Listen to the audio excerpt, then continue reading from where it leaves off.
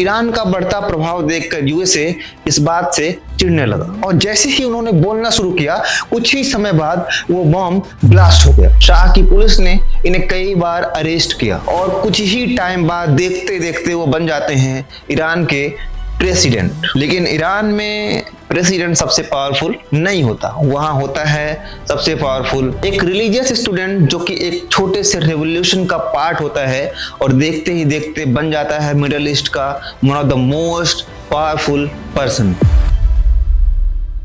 Imagine एक ऐसा leader जो 35 साल तक एक देश का सबसे इन्फ्लुएंशियल पर्सन रहा, जो प्रेसिडेंट से भी ज्यादा पावरफुल था, जिसको मारने के लिए वर्ल्ड की सारी एजेंसीज फेल हो जाती हैं, जिसके ऊपर बम गिराने के बाद भी सरवाइव कर जाता है और जिसके डिसीजन ने मिडिल ईस्ट की पॉलिटिक्स को कंप्लीटली चेंज कर दिया। ये कहानी है अली खामेनेई की, एक सिंपल रिलीजियस स्टूडेंट से लेके ईरान के सुप्रीम लीडर बनने तक का सफर। लेकिन सबसे इंटरेस्टिंग बात यह है दोस्तों कि जब वो पावर में आए तो उस पोजीशन के लिए क्वालिफाइड भी नहीं थे। तो फिर सवाल ये भी आ जाता है कि आखिर अली खामेनेई ईरान के सबसे ज्यादा पावरफुल इंसान, सुप्रीम लीडर कैसे बन गए। ये स्टोरी शुरू होती है 1939 में ईरान के एक छोटी सी सिटी मशहद से। अली खामेनेई एक रिलीजियस फैमिली में पैदा हुए। बचपन से उन्हें इस्लामिक स्टडीज में इंटरेस्ट था, इसीलिए उनको भेजा जाता है Qom, a city and a centre of Shia Islamic scholarship, जो कि ईरान का सबसे इंपॉर्टेंट रिलीजियस एजुकेशन सेंटर माना जाता है। और यहीं पर उनकी मुलाकात होती है एक रिलीजियस क्लेरिक से और उनका नाम है रुहुल्लाह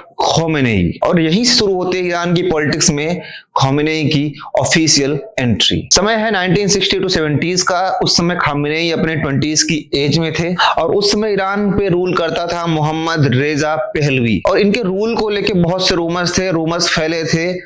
लोगों को लगता था कि ये वेस्टर्न कंट्रीज के इन्फ्लुएंस में है और ईरान जैसे देश जहां पे रिलीजन ही सुप्रीम हो, वहां के लोगों में ऐसा नैरेटिव काफी आसानी से बड़ा बन जाता है और लोगों के अंदर इसी असंतुष्टि ने उनके खिलाफ एक बड़ा मूवमेंट खड़ा करना शुरू कर दिया और धीरे धीरे यह मूवमेंट 1979 के आते आते ईरानियन रेवोल्यूशन बन जाता है और इस रेवोल्यूशन का फेस बन गए अली खामेनेई के गुरु रुहुल्लाह खोमेनेई। और अली खामेनेई भी इस मूवमेंट के एक इंपॉर्टेंट हिस्सा थे, इसीलिए शाह की पुलिस ने इन्हें कई बार अरेस्ट किया। लेकिन जब रेवोल्यूशन सक्सेसफुल हो गया तो ईरान ऑफिशियली बन गया इस्लामिक रिपब्लिक ऑफ ईरान और खोमेनेई की पॉलिटिकल जर्नी अभी बस स्टार्ट हुई थी। तो क्या इस कहानी में प्रोटैगनिस्ट को दबाने की कोशिश नहीं हुई?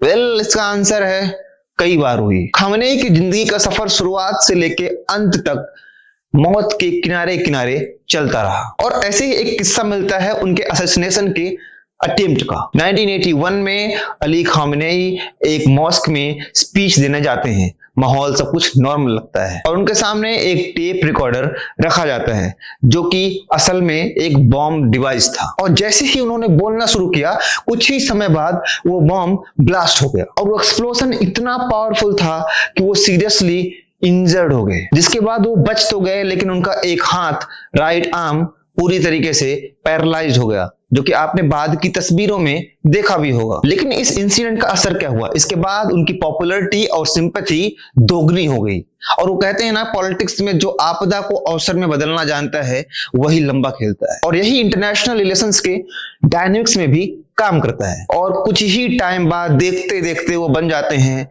ईरान के प्रेसिडेंट और उन्होंने 1981 से 1989 तक प्रेसिडेंसी सर्व की। लेकिन ईरान में प्रेसिडेंट सबसे पावरफुल नहीं होता, वहां होता है सबसे पावरफुल सुप्रीम लीडर। 1989 में ईरान के फाउंडिंग लीडर रुहुल्लाह खोमेनेई की डेथ हो जाती है। अब सवाल आता है कि अगला सुप्रीम लीडर कौन बनेगा एंड सरप्राइजिंगली अली खामेनेई का नाम सबसे ऊपर आता है और खामेनेई उस टाइम तक इतने सीनियर रिलीजियस स्कॉलर नहीं थे। तो फिर कैसे बन गए सुप्रीम लीडर? एंड उनको सुप्रीम लीडर बनाने के लिए आखिरकार कॉन्स्टिट्यूशन में चेंजेस किए गए।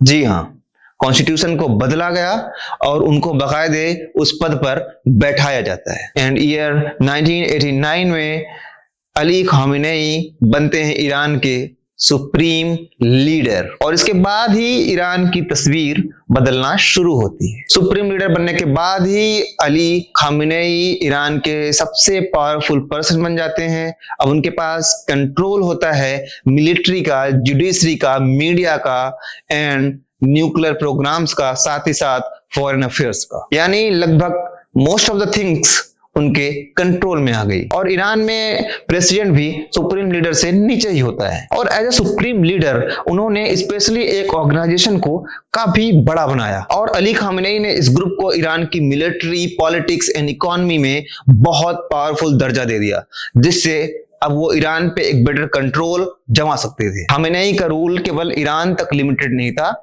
जबकि उनकी फॉरेन पॉलिसी ने मिडिल ईस्ट की पॉलिटिक्स में एक ह्यूज रोल प्ले किया। ईरान ने यहाँ कई रीजनल ग्रुप्स को सपोर्ट करना शुरू कर दिया, जैसे Lebanon, Yemen, Iraq and Syria. और ईरान का बढ़ता प्रभाव देखकर यूएसए इस बात से चिढ़ने लगा और इसी वजह से ईरान का कॉन्फ्लिक्ट यूएसए एंड इजराइल के साथ बढ़ता चला गया। साथ ही ईरान का न्यूक्लियर प्रोग्राम ग्लोबल टेंशन का एक काफी बड़ा मुद्दा बनकर निकला और इसका डर आपको अमेरिका में सबसे ज्यादा दिख जाएगा। अब सबसे बड़ा सवाल आपके सामने यह है कि क्या खामेनेई ने सच में ईरान को पहले से ज्यादा स्ट्रांग बनाया है? उनके क्रिटिक्स कहते हैं कि उनका रूल बहुत ज्यादा अथॉरिटेरियन था, उन्होंने बहुत सारे प्रोटेस्ट को सप्रेस किया था। और वहीं उनके सपोर्टर्स कहते हैं कि उन्होंने ईरान को वेस्टर्न पावर से बचाया है और साथ ही वर्ल्ड ऑर्डर में ईरान की एक अच्छी छवि भी दर्ज की है। ईरान में अली खामेनेई के अगेंस्ट कई बड़े प्रोटेस्ट भी हुई,